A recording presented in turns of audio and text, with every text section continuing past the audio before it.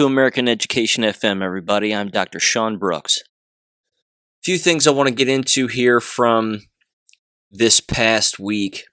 First of all, regarding the past episode where we were discussing insurance bonds that school districts have tied to them and how this is an excellent way, apparently, to certainly go after school boards to rescind their mask mandates. As it turns out, I just got an update from the individual I talked with, and the individuals on the school board who have the bond attached to them, so to speak, or are bonded, I should say, are the superintendent, the treasurer, and the president.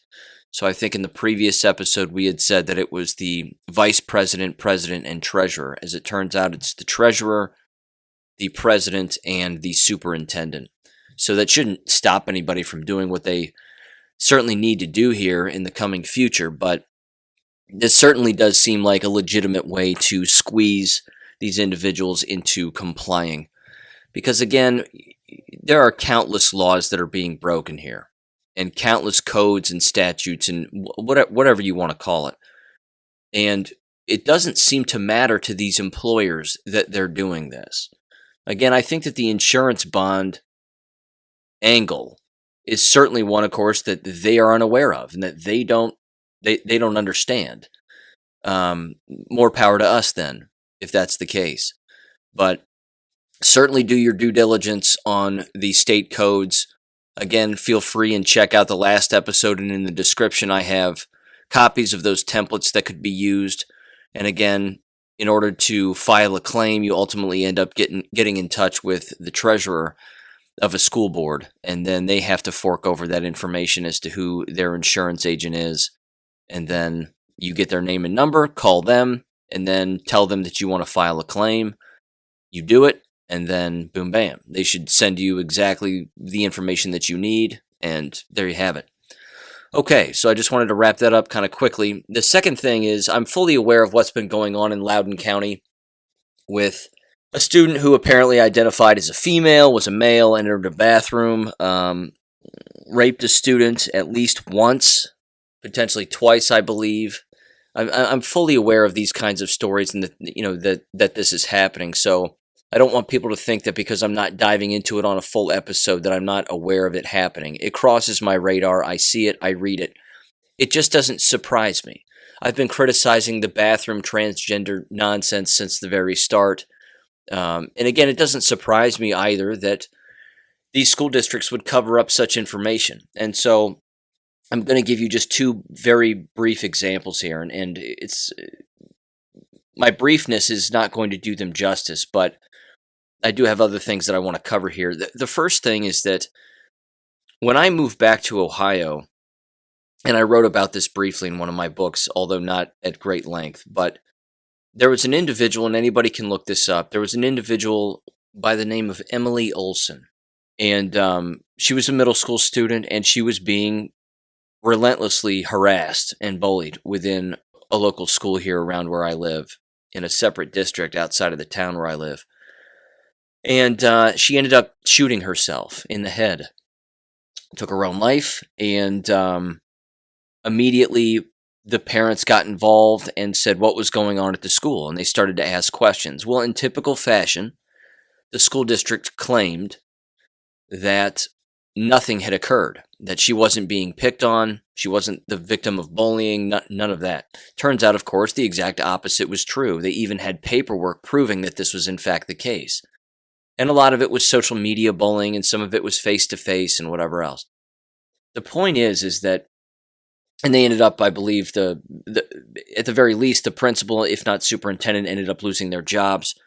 I was under the assumption that the parents were attempting to sue the district in federal court. They may have won. I'm not entirely sure.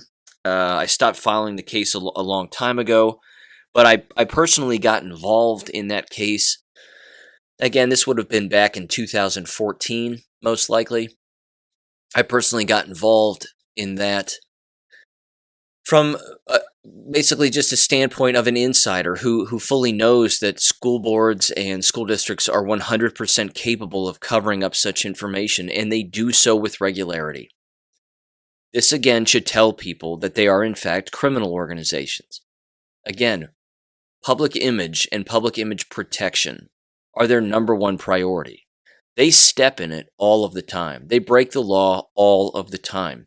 It's a constant habit, whether it be teachers in a classroom setting, whether it be secretaries, whether it be fraternizing with students inappropriately, whether it again be administrative illegality or missteps or whatever it is. The point is that when a minor is in the environment with countless adults, and every single one of those adults is legally responsible for the safety of those minors, and that's not happening, those people need to be fired 100%.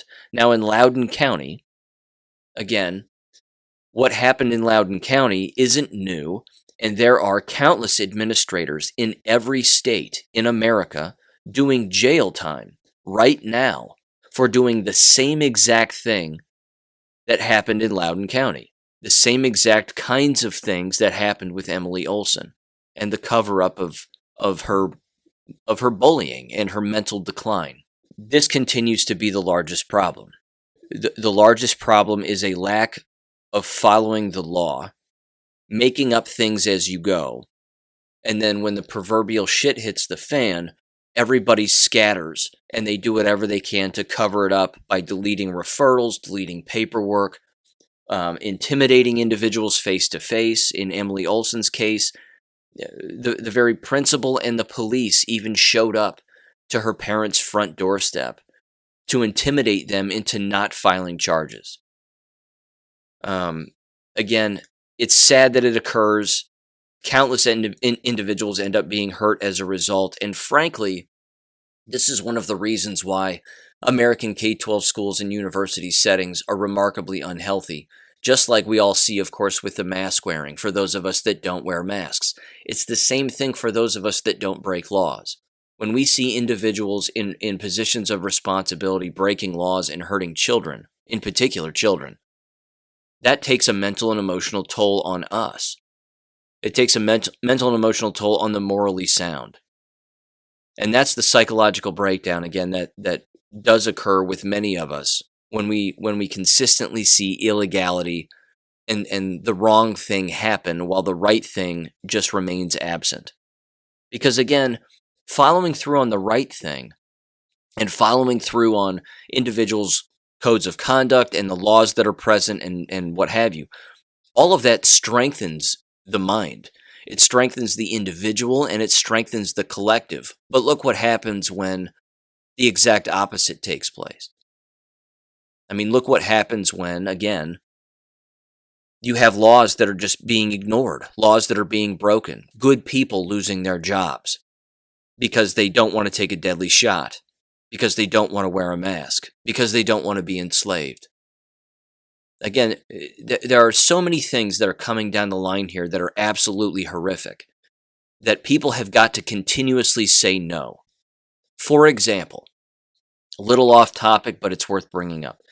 The state of Florida, I just came across this video, the state of Florida is considering making this law, it's certainly been proposed, making it law that everyone's driver's license exists on their cell phone. And that their personal information that would be on a driver's license is on your cell phone. So you won't have a driver's license card anymore. You would have to use your cell phone. The cell phone is a tracking device. A card in your wallet or in your purse is not a tracking device. But a cell phone is. That opens up the door for a million horrible things to occur, because once that happens on your cell phone, everything else can occur on your cell phone. Banking, that already happens, and then everything else. So your entire medical history can end up on your cell phone. Your quote-unquote vaccination status can end up on your cell phone. And then you're having to use one QR code after another to not just enslave you, but the people around you. The only way that things like that end is if people just say no, and they don't do it. So again, one of the things here that's happening locally where I live is health departments have been given the right now, apparently, this is my interpretation of the law, to essentially ask employers, regardless of who they are or where individuals work, to track individuals based on their vaccine status and ask them whether or not they have received these coronavirus jabs. Again, this is one of those total violations of laws, in particular the Americans with Disabilities Act, which applies to all of us. It doesn't apply to just individuals who have a diagnosed disability. It applies to everybody. They don't get to ask us, basically. They don't get to ask us if we have a jab or not. They don't get to continuously track that information because, again, that's part of the tracking process. That's part of the plan. Part of the plan is to continuously track us so that we can't get out of bed in the morning unless something on our cell phone says that we can. That's the way that this is going. And again, the people who are playing along don't know that. They just consider all of this to be normal. Again, I saw another video last week. A couple of ladies walking into a Toronto Maple Leafs hockey game. All of the tickets now for hockey games are apparently on their cell phones. And they have to have the tickets on their cell phones along with their vaccine passport, quote unquote.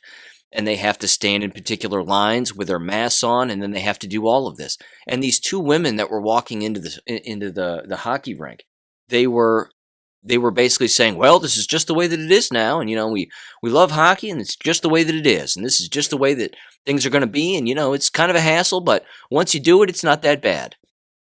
I mean, once you do it, it's not that bad. Think about that. It's absolutely horrific. Because again, that's the next step. When individuals aren't complying, we're going to start getting knocks on our doors. And then what? Then what happens after that? So this business of tracking us online, tracking us with countless different things, and countless laws being broken, again, just very briefly here in summary, non-compliance has to continue to be the way forward. Because as we know, we're not being asked what we think. We're not being given a chance to vote on whether or not we want any of this. And unfortunately, the people that are allegedly representing us are not representing us. They just aren't. I don't care if they're the Jim Jordans of the world or the Matt Gaetzes of the world or the Marjorie Taylor Greens of the world. We're not hearing them actually stand up for anything regarding any of these jabs or these masks or whatever it may be, even the election audit. They're awfully silent. And as it's been discussed here numerous times on this podcast, and it's discussed everywhere, is the fact is that when a politician makes their way up to that stage, the House of Representatives, the Senate, whatever, even at the state level, chances are they're blackmailed. Chances are they're completely bought and sold, and somebody has something on them, and they can pull that card anytime they want. And that right there, again, is the misery of the entire thing. They'll put on a suit, they'll put on a dress, and they'll put a smile on their face, and people will follow these individuals. Why? Because they put out a neat tweet every now and again. They put out some video where they're acting tough from time to time. I'm sorry. I don't buy it. And it's certainly not helping anything. So, just back to the Loudoun County thing again.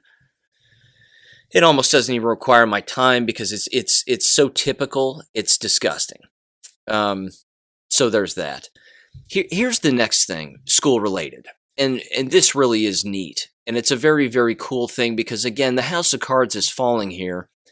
And I personally think this is just an excellent thing that has occurred where you have now the Pennsylvania School Board Association has voted unanimously to end its membership with the National School Board Association. First of all, anytime I hear the word association or committee or something like that,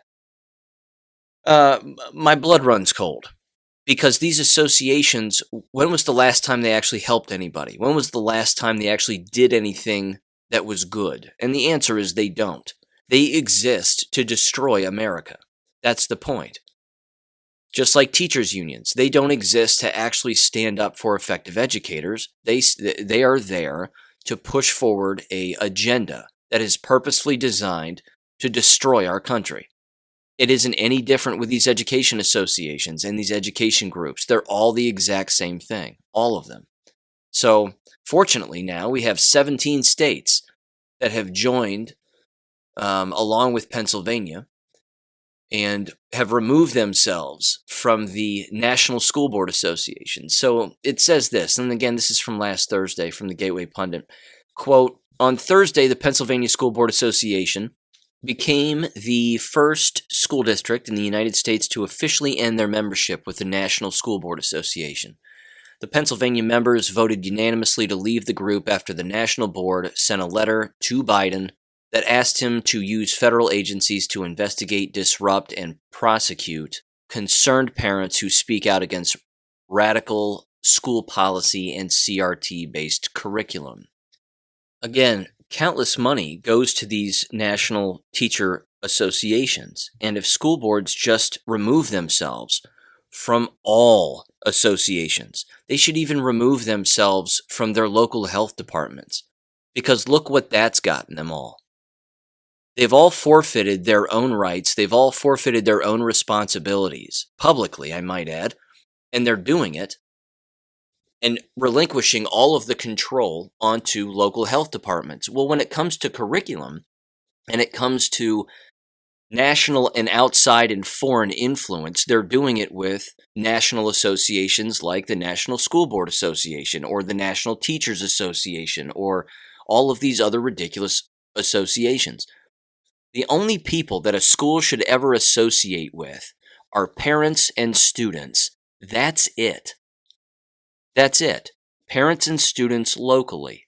They should never be wasting taxpayer dollars or district funds on memberships to all of this nonsense. So, the simple fact that this has occurred now, which again I think is fantastic, but has occurred within Pennsylvania and now at least 17 states total, is not only a fantastic thing, it's indicative of the bigger picture that, again, the house of cards is falling here. Because they're starting to realize they can live without it. And again, this is a personal characteristic and a habit that basic human beings have. When you start to take on a particular habit of doing a particular thing, whatever that is, when you stop doing it, you can quickly start to recognize, when you look backwards in time when you were doing that thing, that you don't have to do that thing. In fact, chances are that thing that you were doing was a complete waste of time. Just like this, just like associating with, again, these school associations and these national educator associations. It's totally useless. It's just completely useless. So I think it's a good thing. I think it's going to take a lot of time for more states to not do this and not associate with such nefarious organizations. And they are nefarious, and they're funded by, again, union members and school districts and the Bill and Melinda Gates Foundation and countless other nefarious foundations that, again, have no interest in actually helping anybody. They just want to help themselves, launder money, and then brainwash the masses. And it's been working for a very long time. Fortunately, it's starting to work less, which I think is a great thing. The list of states that have apparently removed themselves now from associating with the National School Board Association are the following: Arkansas, Delaware, Florida, Georgia, Louisiana, Mississippi, Missouri, Montana, New Hampshire, North Carolina, Pennsylvania, Tennessee, Texas, Virginia, and Wyoming. Now, that doesn't total to 17 states, but the point is that I think the phone calls do work. I think that the complaining at the state level does work. And again, I've said this before and proven this clearly in the past, that state departments of education are equally as corrupt. And state departments of education work very closely with the National School Board Association, and they work hand in hand, and they trade money, and they trade ideas, and they do whatever they can so that all of the crap, so to speak, filters down right to the local level, and then an effective educator is stuck doing something completely different. So, speaking of things that are completely different, one of the interesting things that, again, has occurred locally, and certainly in the state of Ohio, and Ohio can't be alone in this regard. This has to have happened countless places. But their Their grading system has completely changed when it comes to the quote-unquote effectiveness of the academics within a particular school and school district. And as it turns out, they're not even using a grading system anymore. They're not using the A, B, C, D, F system. Because again, if it gets down to the F system, by law, the state departments of education are supposed to show up. They're supposed to show up, they take over the entire school board, they remove all of the school board members, and then they usually start removing a few administrators as well, in particular in the worst schools that graded the worst. But they're not taking these state standardized tests with the frequency that they used to either. So again, one of the interesting things from back in 2020, when all of this closed down, which again, I wrote about and I publicly said on numerous occasions, and I thought to myself, yeah, what they're doing here is they're proving that they don't need state standardized tests anymore. There has to be some level of accountability, of course, but they are proving that they don't need state standardized tests because all they do is snap their fingers and apparently a state mandate or a state law completely went away. Again, they ruled on it at the state level within their own Department of Education at the state, but they basically just said, oh yeah, by the way, all those previous years that we were mandating these tests in order to receive federal funds, all of that's out the window now. We're not doing that anymore. Again, this is part of the house of cards that's crumbling here. I do think that there needs to be accountability, but does it have to be through a state standardized test? I don't know about that. I really don't know.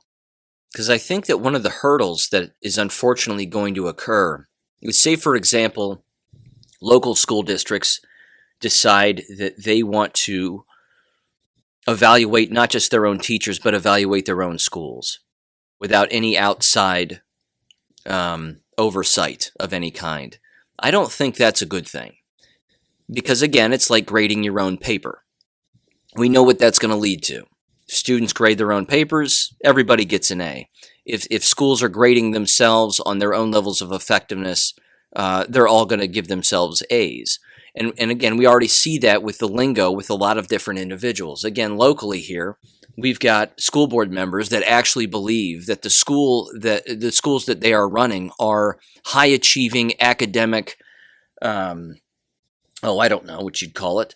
I think they're cesspools. But the point is that they actually believe that they are excellent places to go to school and learn and teach. And the exact opposite is the truth. The exact opposite is the truth. The mask wearing alone is the largest abuse that has ever taken place on children and staff within any learning or teaching environment in the history of man. No one can say otherwise with a straight face. Nobody. And of course, the people that are saying that they're remarkably healthy environments are double and triple jabbed, and there's no hope for them. But the point is that there does have to be some level of oversight, and I think that whatever that looks like in the future is going to be very, very interesting. But it certainly better not be foreign influence, and it better not be something that's equally as deceptive or as bad as what takes place at the certainly at the state level within departments of education. So I don't know. I really don't know. I wish that I could sit here and make predictions as to what's going to happen in the future with American public education, but I've said it in the past, and I think I'm still right, and that is that it's just going to cease to exist. I just don't see it existing anymore, because they've not only lost all credibility, and they've not only ignored and thrown out all of their state laws that they're supposed to be following, but many of them, of course, are just acquiescing to their local health departments now, and everybody's playing doctor. And the doctors are snake oil salesmen at this point, too. So, I mean, that's been said 1,000 times, and it doesn't really bear repeating, although I just repeated it. I just think, honestly, the feeling that's coming over me regarding everything here is that it's just the calm before the storm. Things are quiet right now, and the closer and closer we get into the colder months, I've said it in the past. Again, I'm sticking to it 100%. I think it's going to get worse. I think that the schools are going to end up closing again. I said this Again, back when last spring, when the jabs were first rolling out and the schools were already closing, I'm still sticking with that because it's already happening and it is happening. The problem is that we're not hearing about it at the national level. And even if we start to hear about it a little bit at the local level, they're gonna keep it as close to the vest as they possibly can because they don't dare want to say or think to themselves that, again, it's the masked people and the jabbed people that are getting sick. They don't want that out there. So what, again, we've said this before and we've gone over this before, but the variant thing is a lie. There is no variant. The variant, of course, is the jab and the ill effects of those who have received the jabs. Countless people who have received the jabs are continuing to get ill. Why are they calling it COVID when they've been jabbed? Because they're still taking the tests. They're still getting a COVID test. So they're saying, well, they have COVID and they've had the jab. I can't believe this is happening, blah, blah, blah. And of course, that's creating massive confusion for countless individuals within countless workplaces, which actually leads me to this next thing that I want to play. This is audio that I came across on Gab, and it's certainly worth repeating because this is the kind of audio that I would love to hear from education settings and individuals who are potentially losing their jobs because they don't want to wear a mask, and they bring the facts to the table to their employers, but their employers are just ignoring it completely. This is audio of an individual by the name of Ellie Lennon, if I'm saying her name correctly, and she is employed in Lubbock, Texas with their local TV station. And she doesn't want to take the jabs. And she's already had COVID, but her employers don't care. And they've basically said, even though, again, Governor Greg Abbott has said no one can mandate the jabs for employment, no one can mandate the mask for employment, these employers do not care. They're going through with it anyway, and they're cutting people loose anyway if they're refusing to take the jabs. So here's the audio from that. It's about 8 minutes long. It's well worth it, though. Give this a listen. And again, this is her talking, I assume, with the vice president. Yeah, it says right here, the vice president of human resources and the senior vice president of Gray Television. I was advised by my attorney is essentially relinquishing my HIPAA rights, and as a God-fearing American citizen, I don't have to do that. I've also consulted attorney regarding this mandate with the new executive order, which I've brought a copy. I think he left it in the other room for you. I understand you have company policy, but I also have rights as an American. And also, according to the 10th Amendment, state law trumps any federal law. And what Governor Abbott did yesterday for Texans, I think, is, quite frankly, parting the Red Sea for some of us who rely on our livelihoods. And I am a top producer here at this station. Last year, I was the only one in my department to actually exceed budget during a pandemic, working from home 90% of the time. I will also sell over $1.2 million this year. And I understand if you don't, maybe this is the wrong choice of word. I understand if you don't care. I understand if it doesn't matter if you think you have policy, you have no other choice. That's your prerogative. But I have the prerogative to freedom of choice over my health. My health. And my doctor that I have consulted does not recommend that I put that in my body. One, there's no long-term proof of side effects of what it will do. It's been on the market 12 months. I also am of the age to continue to have children. There is much information out there, much research, much data, many case studies that says it has killed the fertility for women. And I'm not willing to jeopardize that. And I understand you have to do what you have to do, but I also have to do what I have to do. This is not about vax versus unvax for me. I have vaccinated both of my children. I get the flu vaccine every year. This is about this particular vaccine. I am not comfortable. My doctor, who is my medical advisor over my health, is not comfortable with me putting that into my body. And my job here at Gray with KCBD has been to produce, to sell, to bring in revenue. And I've done a very good job at that. I'm a top producer here. Your job as my boss is to support that and to compensate me for that. Not to tell me what to do with my health. We're all allowed to our opinions. This is mine, and I stand by it. I respect that. Okay. So I have a couple of questions. Yes, sir. Just to be clear, so that we're all clear, you're unvaccinated? Yes, sir. Okay. All right. Have you produced a vaccine card? No, my name was put on the list. Okay. Your name was put on what list? The list that was sent to corporate. When it came out that we didn't have to wear masks if we were vaccinated, I said I was vaccinated. Okay. Who did you tell you were vaccinated? Dan. Okay. Did Dan ask for your card? No. Did you tell anyone else in management that you were vaccinated? No. Actually, I told Tamisha. Tamisha and Dan? Mm-hmm. I said, in lieu of the new company policy, I don't wear a mask, so that was where I fell on that. Understood. So, I just want to be clear. So you are interacting with your coworker. Do you work in the building now? Occasionally I come in to print things. I have a printer at home, but probably I would say 80% of my job is either at home or in my car. Most of my sales don't happen sitting at that desk. They happen being face-to-face with businesses, and so I don't sit at that desk very often. Well,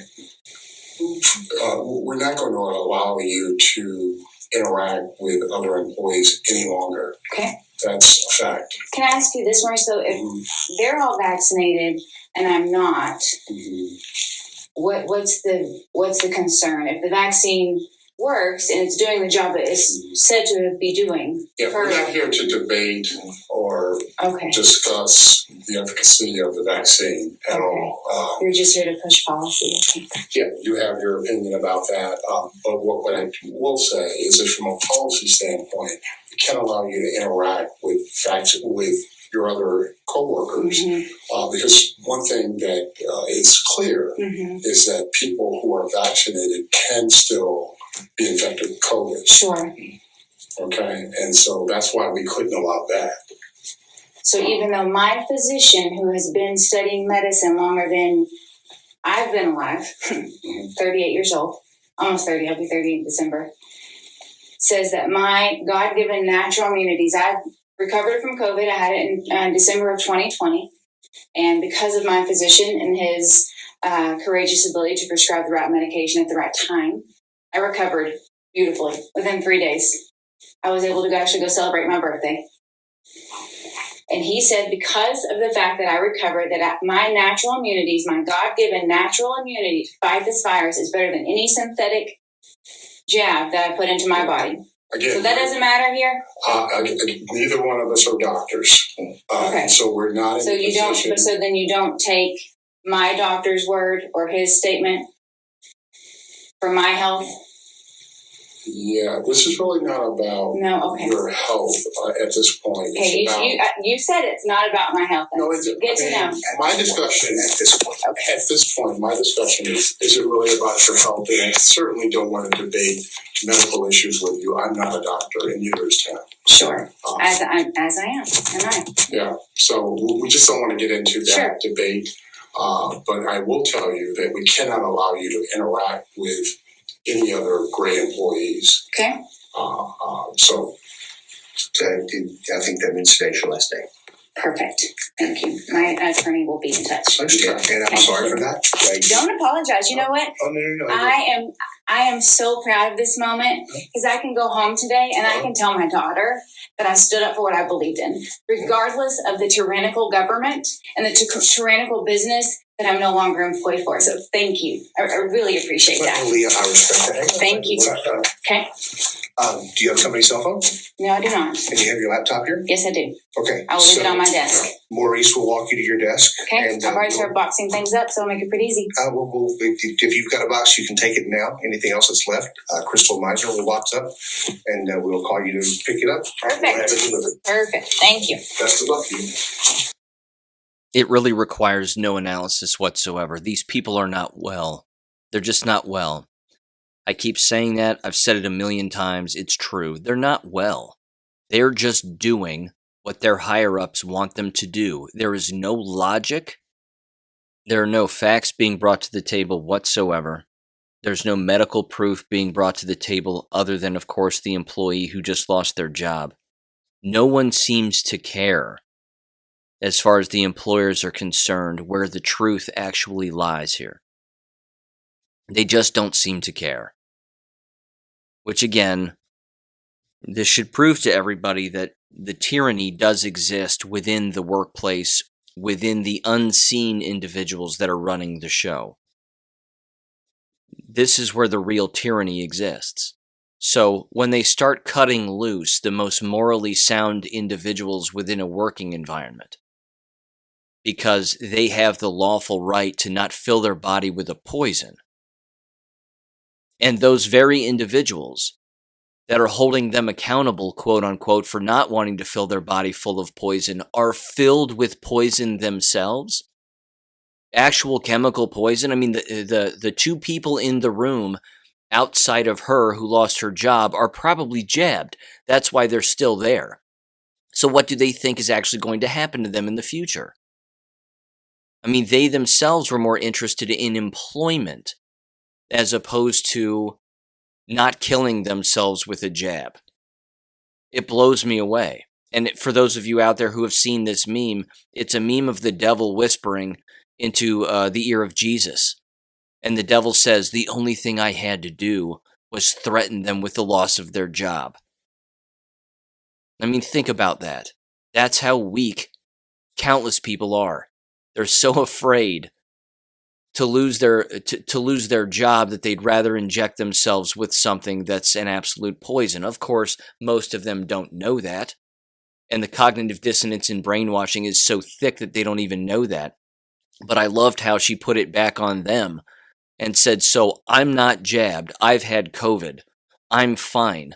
My doctor's note's right here. My doctor says I'm fine. You still want me to get the jab and I can't be around the jabbed, and the jabs don't work and the jabbed are still getting sick, but I'm the problem. And they were like, yeah, we're not here to debate. I mean, it's amazing. It's just amazing. Cognitive dissonance, I'll tell you what. It's flat out getting people killed. It's always gotten people killed, but it's going to get people killed big time here coming up in the future. I mean, it's happening daily. It's already happening. It's beyond sad. So after that little piece of audio there, I would also like to play this. And I frankly should play more audio from Dr. Stella Emanuel because she's absolutely fantastic, 100% truthful, totally blunt. She can see the bigger picture here. In particular from a biblical standpoint, and it just goes without saying that she's one of the best. It's also worth noting, again, as I've said in the past, she may be not any longer associated with America's frontline doctors, and rightfully so. I mean, she's not traveling the country with them and speaking with them. She's either traveling by herself or with other patriot groups and spreading the gospel and spreading the good word and certainly sharing medical facts as well, and of course the larger scheme at play here. So here's a quick little interview between her and one of the journalists associated with the Gateway Pundit. So give this a listen. Jordan Conrad's here with the Gateway Pundit. I'm here with Dr. Stella Emanuel. She is a frontline doctor in the fight against this Chinese pandemic. So how, with the new vaccines coming out, vaccine mandates, what does that make you think? How do you feel about vaccine mandates? I actually don't think that. I think the whole pandemic was a Trojan horse for vaccines. COVID, from day one, we've always said it is completely treatable and it's completely preventable. And there is no reason for you to be giving a vaccine for a medication for a disease that's completely treatable and completely preventable. And on top of that, the death rate of COVID is not that high. So we need to wake up and realize that this mandates, the vaccines and everything is taking us right into the book of Revelation, where you cannot buy or sell without taking the vax. So I tell people what my big mantra right now is get prevention, early treatment. If you get sick, and you end up in the hospital, don't be afraid, because you know what? It's a transition. If you're a child of God, if you're a Christian, you should not be afraid to die, first of all. To die is good. So the reason why they can cage us is because we're also scared. So I said, die saved and die human. Don't allow yourself to be genetically modified. These things are not vaccine, they are gene therapy. And if you listen to Dr. Kari Made, she actually looked in the microscope and looked at some of this vaccine. The stuff she sees in them is horrible.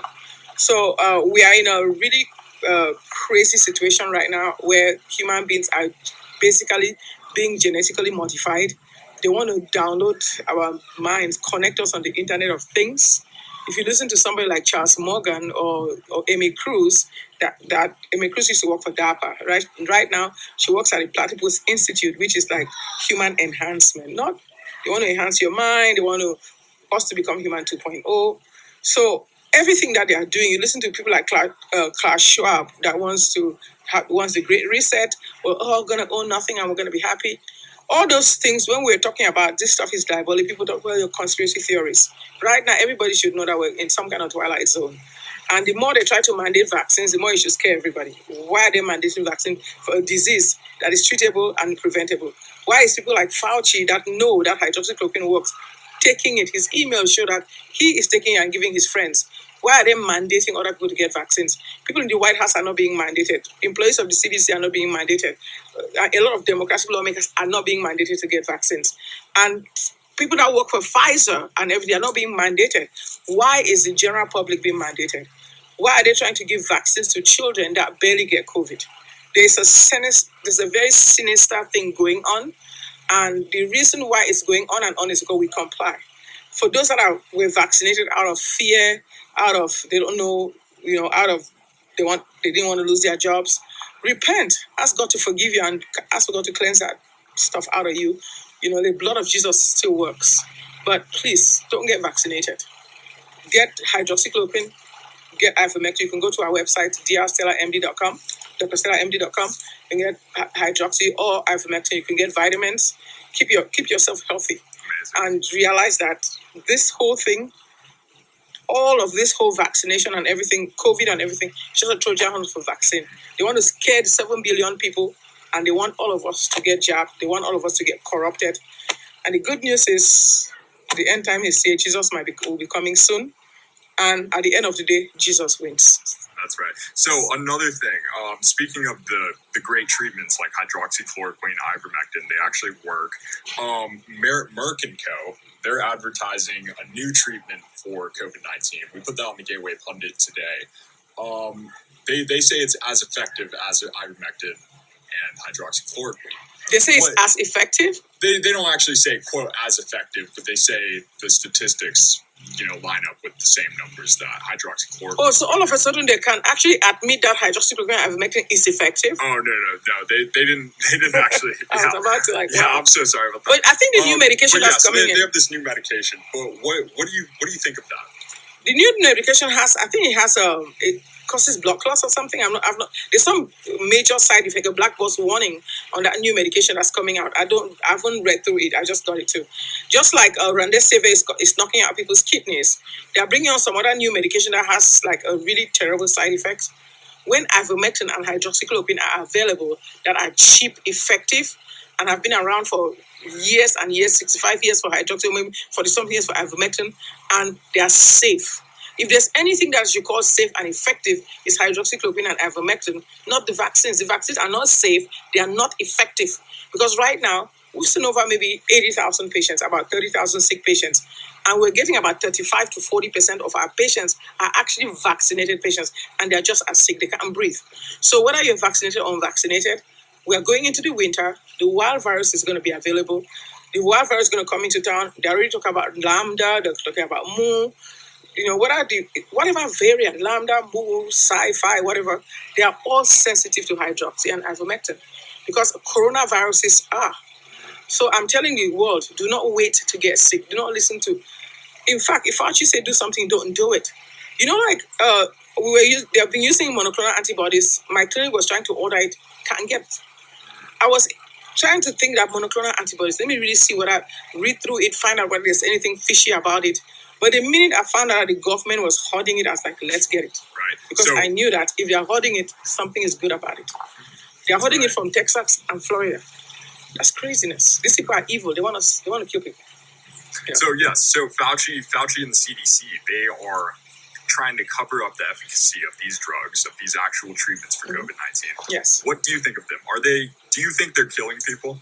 I think they're evil. I don't think they're even human because you cannot be a human and be that evil. When they talk about evil, Fauci is an epitome of evil. If you know what Fauci did in the days of AIDS, you've watched the pandemic, right, with Judy Mokovitz. I met Judy in one of our conferences. The thing that I don't even think he's a man. The things Fauci does, Fauci is the epitome of evil. And you know what? The good news about it is, at the end of the day, all of us are going to have a creator that judges. So what do you think? Is this a big pharma money scam? I think it's deeper. Deeper depopulation? Depopulation. Bill Gates had a video that said that that if they do good vaccines, they can cut down the world's population by 10 to 15%. Bill Gates has done a lot of atrocities in India, in Africa, and everything. If somebody tells you they want to depopulate the world with 15% with vaccines, why would you let them sponsor a vaccine? And Bill Gates' hands are in every vaccine. And then, of course, we talk about the old mark of the beast 666 thing. The Moderna vaccine has luciferase, SM102, which is luciferase. That's the name of the beast. Bill Gates' tracking system is 0202666. The one that they are trying to pass in the Congress is HR 060606. What else has to happen before people start thinking maybe the name of the beast, the number of the beast is being released, and it was just going to be a matter of time for the mark to take over? But the Bible says when we see these things, our redemption draw near. So I'll tell people, get hydroxychloroquine for prevention, ivermectin, get treated early, give your life to Christ. Thank you. And where do we get these real You go treatments? to drstellamd.com, drstellamd.com. We also have the vitamins we put together that has vitamin C, D, zinc, and quercetin in one pill. Just stay safe. Stay safe, America. Don't let these people kill you. Don't let them genetically modify you. Die saved, die human. All right. Thank you, Dr. Stella. God God bless. bless you. Thank you. I love her. I absolutely love her. And you hear the words that she says, and then you hear some of the things again that America's frontline doctors say, like Dr. Simone Gold. They don't match up. They just don't. Dr. Emanuel goes deeper. She gets more direct, more to the point. Whereas again, Simone Gold is a lot of surface level stuff. I've criticized her before in the past. It's worth bringing up again. You can hear the difference between the two of them when you hear them talk. Simone Gold will say, I just don't understand why this is happening. I just don't get it.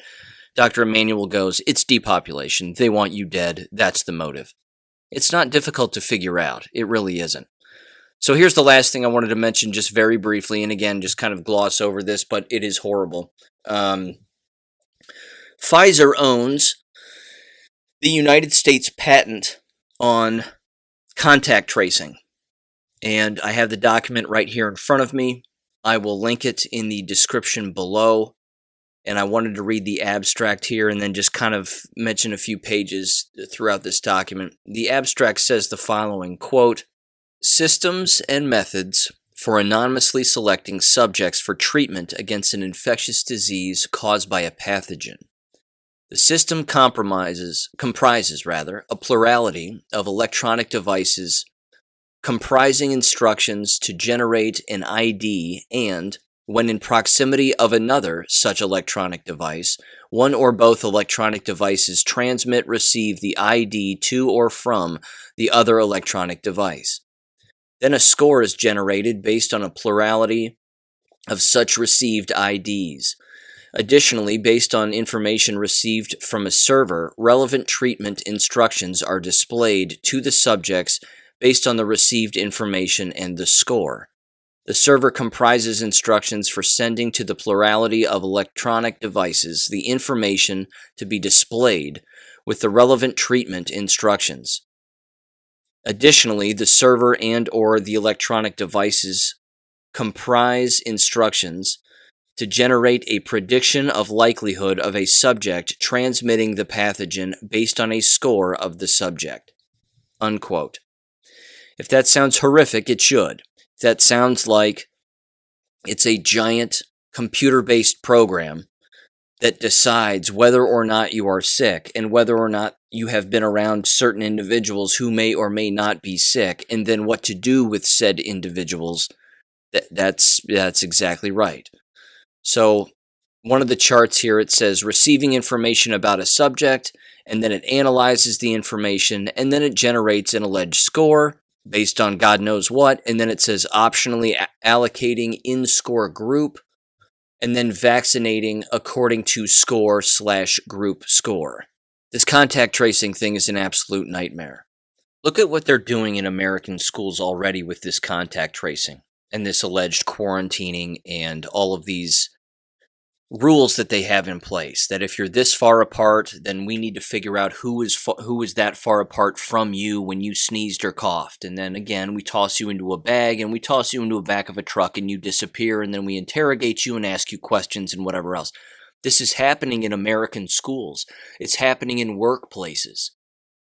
All of this would have been unthinkable in 2019 to countless individuals, but now all of a sudden people actually believe that this is normal, or refer to it as a quote-unquote new normal. Ladies and gentlemen, this is not going to end well. I know that this isn't a very positive episode, but this can't possibly end well. It's certainly not going to end well for the individuals that are continuously pushing this, let alone the individuals that are going along with it as if it's okay. But I'm telling you, it's only a matter of time before somebody starts knocking on your front door and asking you questions. Because, again, with signing these mandates, what's next? What's the next thing that people are going to sign off on as if it's 100% okay? Their vaccination status on their cell phones, their entire medical status on their cell phones, being boiled down to a QR code that has to be used to get into places or else. That's already happening in foreign countries. It's already happening in Australia. It's happening in Canada. You have to scan particular things, certainly Israel. You have to scan particular things in order to get into particular places. I'm telling you what, this just isn't going to end well. And commenting on it, again, isn't necessarily solving the problem, which again means non-compliance on a wide scale has to be the continued answer here. It just has to be. They can't survive as businesses and schools with a lack of participation. There will always be people that are, of course, going to participate in the tyranny. We know that.